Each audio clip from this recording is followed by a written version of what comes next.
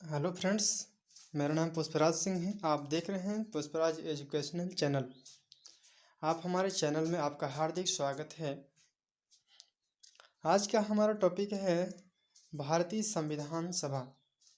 आज से हम संविधान सभा के बारे में अध्ययन करेंगे।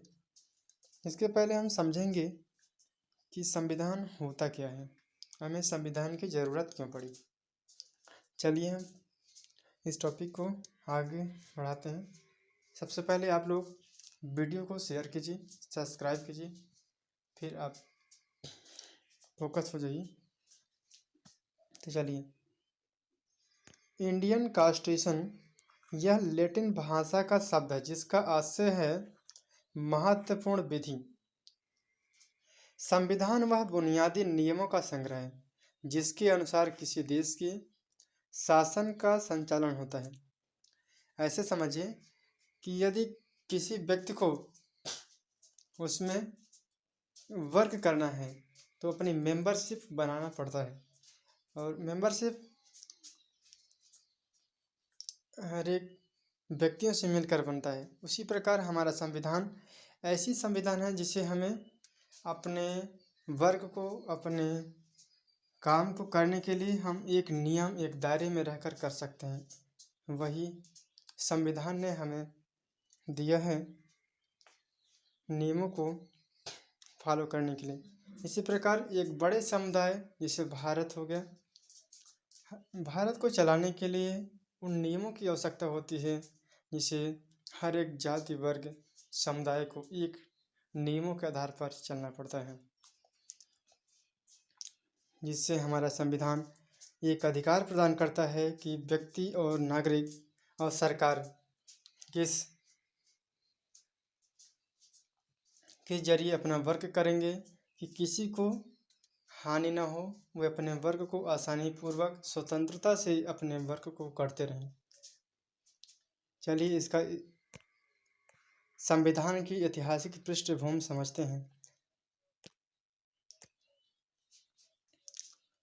संविधान की ऐतिहासिक पृष्ठभूमि 31 दिसंबर 1600 को गठित अंग्रेजी ईस्ट इंडिया कंपनी जब भारत में व्यापार करने के लिए आती हैं तो ईस्ट इंडिया कंपनी धीरे धीरे यह शासक बन बैठती हैं। पहले ईस्ट इंडिया कंपनी हमारे देश इंडिया में व्यापार करने के लिए आई, लेकिन यहाँ देखा कि बहुत सारे धन सोने से भरा हुआ था हमारा इंडिया। तो उन्होंने देखा कि यहाँ की पब्लिक से मिलकर वो धीरे धीरे व्यापार करने से सभी पब्लिक को अपने ऊपर अट्रैक्ट किया, जिससे वे एक कंपनी का निर्माण किया और वह इतना शक्तिशाली कंपनी हो गया कि जिन्होंने फिर धीरे धीरे यहीं के लोगों से उन्हीं से काम कराना शुरू किया, और यहाँ के जो फैक्ट्रियों में माल बनता था उसे सीधे इंग्लैंड भेजा जाता था और वहाँ से मटेरियल बनकर जो रेडी होता था वो इंडिया वापस आती थी। इस प्रकार ईस्ट इंडिया कंपनी व्यवस्थित शासन की शुरुआत 1773 रेगुलेटिंग एक्ट के माध्यम से नियम बनाकर करने लगी। संविधान सभा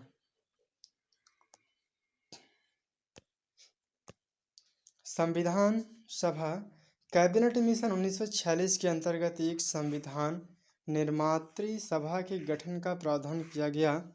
इसमें विधानसभा के सदस्य सीधे जनता द्वारा नहीं चुने गए हैं, उन्हें प्रांतीय विधानसभा के सदस्यों द्वारा चुना गया है। पहली बार संविधान अवधारणा स्वराज पार्टी ने दिया है, 1935 में प्रस्तावित किया था। संविधान सभा का गठन नवंबर 1946 में हुआ था। यहाँ लागू किया गया कि 10 लाख लोगों पर एक सीट आवंटित की जानी थी। संविधान सभा में महिला सदस्यों की संख्या बताई गई है 15 सीट। संविधान सभा निर्वाचन अप्रत्यक्ष निर्वाचन पद्धति द्वारा संपन्न किया गया। यहाँ पर मुस्लिम लीग ने संविधान सभा में सम्मिलित होने से मना कर दिया, तब उस समय सदस्यों की संख्या थी 299। संविधान बनाने के लिए 13 कमेटियां गठित की गई। इसमें 292 सदस्य प्रांतीय विधानसभा से चुने गए, 93 सदस्य जो कि यह भारत के रजवाड़े प्रतिनिधित्व एवं 4 सदस्य जो कि मुख्य आयुक्तों के राज्यों के प्रतिनिधित्व के। इस प्रकार संविधान सभा में कुल 389 सदस्य थे। ब्रिटिश प्रांतों को 3 हिस्सों में बांटा गया था। पहला है सामान्य वर्ग, दूसरा है मुस्लिम, तीसरा है सिख वर्ग। ये 3 वर्गों में बांटा गया था ब्रिटिश प्रांतों में। संविधान सभा के 1946 के चुनाव में कांग्रेस पार्टी ने 208 सीटें तथा मुस्लिम लीग ने 73 सीटें एवं छोटे समूह और निर्दलीय ने 15 सीटें जीती हैं। जिनमें प्रारंभ में अम्बेडकर बंगाल से चुने गए थे।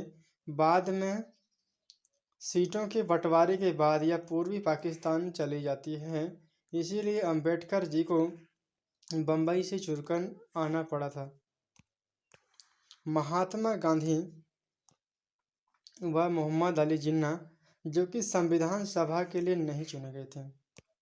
ये मोस्ट इम्पोर्टेंट है क्योंकि हमारे मध्य प्रदेश पीएससी ने ऐसे ही क्वेश्चन कूट के रूप में दे देता है। तो फ्रेंड्स इससे ध्यानपूर्वक पढ़ें।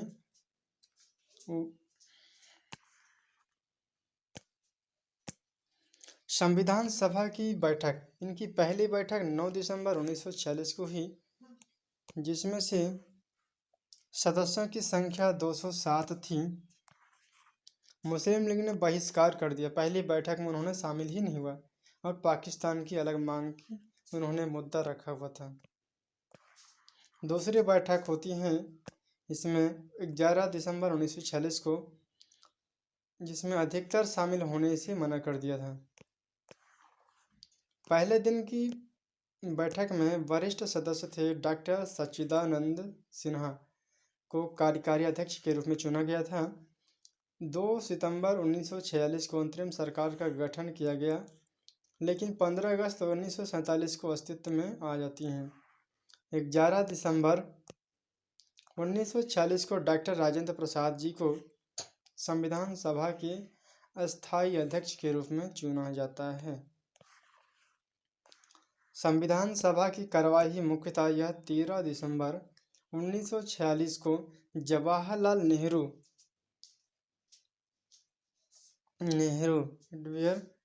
उद्देश्य प्रस्ताव के साथ प्रारंभ करते हैं। 22 जनवरी 1947 को उद्देश्य प्रस्ताव की स्वीकृति के बाद संविधान सभा ने संविधान निर्माण हेतु अनेक समितियों का निर्माण किया। 22 जनवरी को एच.सी. मुखर्जी को संविधान सभा का उपाध्यक्ष चुना गया है। इसी दिन बी.एन. राव को भी संविधान का सलाहकार नियुक्त किया गया। बी.एन. राव द्वारा संविधान का प्रथम प्रारूप तैयार किया गया। बी.एन. राव द्वारा संविधान के प्रारूप पर विचार विमर्श करने के लिए संविधान सभा द्वारा 29 अगस्त 1947 को एक संकल्प पारित करके प्रारूप समिति का गठन किया गया है। प्रारूप समिति के सदस्यों की संख्या 7 थी, जिनमें से अध्यक्ष हैं डॉक्टर भीमराव अंबेडकर, दो सदस्य के रूप में हैं एन. गोपाल स्वामी अयंगर हैं, तीसरा हैं अल्लादी कृष्णा स्वामी अय्यर हैं और चौथा है कन्हैयालाल मणिकलाल मुंशी हैं, पांचवा है सैयद मोहम्मद सादुल्ला हैं, छठा है एन. माधव राव जो कि ये बी.एल. राव के स्थान पर आ जाते हैं। ये सातवां है और अंतिम है डी.पी. खेतान। डी.पी. खेतान 1948 में इनकी मृत्यु हो जाने के बाद टी.टी. कृष्णाचारी सदस्य बनाए जाते हैं। प्रारूप समिति में विचार विमर्श के बाद 21 फरवरी 1948 को अपनी रिपोर्ट पेश करती है प्रारूप समिति ने। प्रारूप समिति पर कुल 114 दिन बहस हुई, जिसमें संविधान का प्रथम वाचन 4 नवंबर से 9 नवंबर 1948 तक चला एवं द्वितीय वाचन जो कि है 15 नवंबर से 17 नवंबर 1949 तक चलती है। तीसरा वाचन 14 नवंबर 1949 से 26 नवंबर 1949 तक चला। इस प्रकार संविधान सभा द्वारा संविधान को पारित कर दिया गया। संविधान में 15 अनुसूचियां को उसी समय लागू कर दिया गया। वो अनुसूचियां हैं 5 है, 6, 7, 8, 9, 60 और 324 है, 366 है, 367, 388, 379, 380, 391 है, 392 और 393। इन अनुच्छेदों को उसी समय प्रारंभ कर दिया गया, लेकिन और बाकी अनुच्छेद 26 जनवरी 1900 जवारी नहीं है, जनवरी है।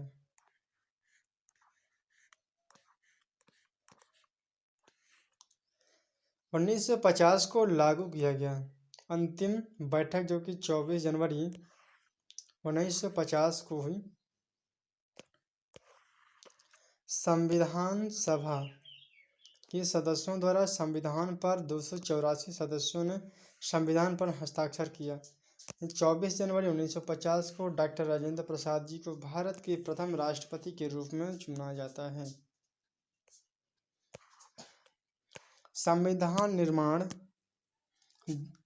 का समय लगा है 2 वर्ष 11 माह 18 दिन का समय लगा है संविधान निर्माण करने में। 26 जनवरी 1950 को जब भारत का संविधान लागू हो जाता है, तब संविधान सभा समाप्त होकर 1952 में एक नई संसद के गठन तक अस्थायी संसद के रूप में काम करने लग जाती है। संविधान सभा के अन्य महत्वपूर्ण कार्य क्या हैं कि 22 जुलाई 1947 को राष्ट्रीय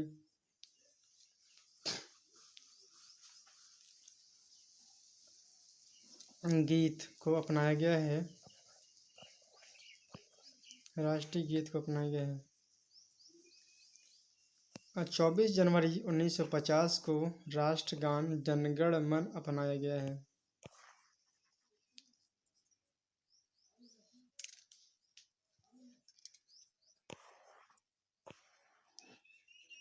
हम अगला टॉपिक आ जाते हैं संविधान सभा की समितियां और उनके अध्यक्ष। ये मोस्ट इम्पोर्टेंट प्रश्न है। प्रक्रिया विषयक नियमों संबंधी समिति, संचालन समिति, वित्त एवं स्टाफ समिति एवं राष्ट्रीय ध्वज संबंधी तदर्थ समिति। इन चारों के समिति के अध्यक्ष हैं डॉक्टर राजेंद्र प्रसाद थे।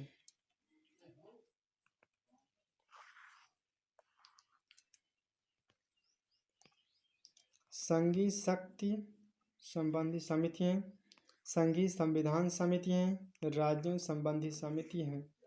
ये जवाहरलाल नेहरू जी हैं, जो कि देश के प्रथम प्रधानमंत्री पंडित जवाहरलाल नेहरू जी हैं।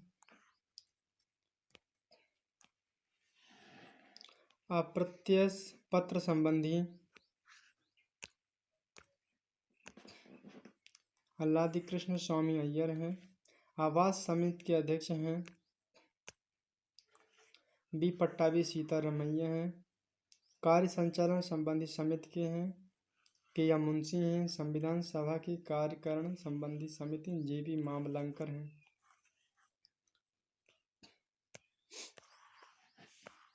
प्रांतीय समिति के हैं सरदार वल्लभ भाई पटेल हैं। मौलिक अधिकार, अल्पसंख्यक एवं जनजाति अपवर्जित क्षेत्रों संबंधी सलाहकारी हैं समिति हैं वल्लभ भाई पटेल के पास हैं। वल्लभ भाई पटेल को लौह पुरुष के नाम से भी जाना जाता है क्योंकि उन्होंने राष्ट्र निर्माण में एकत्रित करने में इनका अहम भूमिका निभाई है। मौलिक अधिकारों संबंधी उप समिति हैं JB कृपलानी है। पूर्वोत्तर सीमा जनजाति क्षेत्रों और असम के अपवर्तित आंशिक उप समिति गोपीनाथ बारदोलोई हैं। प्ररूप समिति में BR अम्बेडकर हैं। अल्पसंख्यक समिति हैं HC मुखर्जी हैं। भारतीय संविधान के प्रमुख स्रोत हैं। भारत शासन अधिनियम 395 अनुच्छेद में से 250 अनुच्छेद सीधे 1935 की अधिनियम से लिए गए हैं। अमेरिका के संविधान से देखें कि हमारे भारत में कौन कौन से प्रस्तावित हैं जिसे ग्रहण किया गया है। अमेरिका के संविधान से लिया गया है। संविधान की प्रस्तावना है, मौलिक अधिकार है, न्यायिक सर्वोच्चता है, न्यायिक पुनराविलोकन है। इसके बाद रहते हैं उपराष्ट्रपति का पद भी अमेरिका से लिया गया है। उपराष्ट्रपति का पद आ जाता है। महाभियोग की प्रक्रिया है। न्यायाधीशों को हटाने की प्रक्रिया है। वित्तीय आपातकाल है जो कि विशेष अवस्था में लागू किए जाते हैं। ब्रिटेन से देखते हैं। ब्रिटेन हमारा औपनिवेशिक है भारत इंडिया का। यहाँ से हमने लिया है एकल नागरिकता प्रावधान, द्विसदनी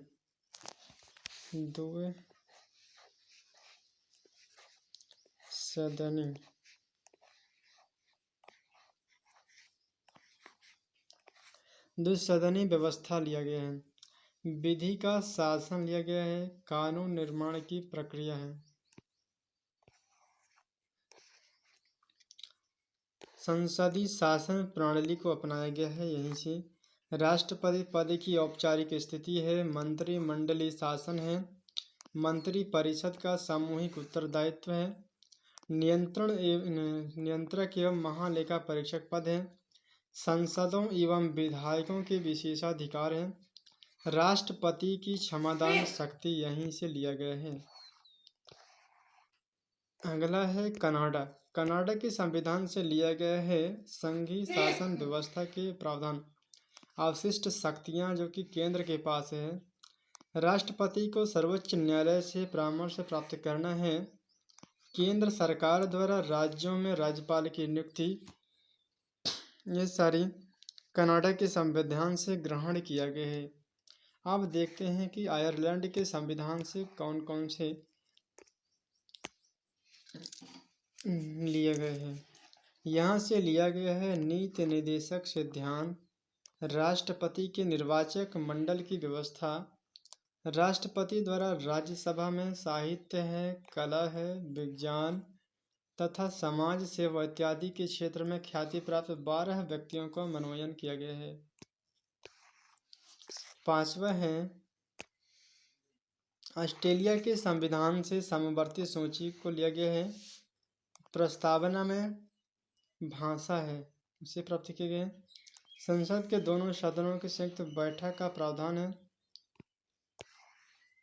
व्यापार एवं वाणिज्य व समागम की स्वतंत्रता का प्रावधान यहीं से लिया गया है। दक्षिणी अफ्रीका से हम संविधान संशोधन करने की प्रक्रिया है। राज्यसभा के सदस्यों का निर्वाचन है। फ्रांस से है गणतंत्र और प्रस्तावना में स्वतंत्रता। इसके बाद देते हैं समानता है, बंधुता के आदर्श फ्रांस से ही ग्रहण किया है। पूर्व सोवियत संघ रूस, जिसे हम रूस कहते हैं, यहाँ से मौलिक कर्तव्य है। प्रस्तावना में सामाजिक, आर्थिक, राजनीतिक न्याय का आदर्श है। 9वां है जापान से हम विधि द्वारा स्थापित प्रक्रिया को ग्रहण किए हैं। भारत शासन अधिनियम 1935 यहाँ से संघीय तंत्र लिया गया है। राज्यपाल का कार्यकाल और न्यायिक पालिका है। लोक सेवा आयोग है। आपातकालीन उपबंध में प्रशासनिक विवरण है। तो फ्रेंड्स, आज का वीडियो यहीं तक। इसे देखने के लिए आपको बहुत बहुत धन्यवाद है। आप इसे अपना प्यार सपोर्ट बनाए रखें और इस चैनल को ज़्यादा से ज़्यादा शेयर करें, अपने दोस्तों तक शेयर करें और आगे बढ़ाएं। सब्सक्राइब कीजिए, लाइक कीजिए। Thank you so much. जय हिंद, जय भारत।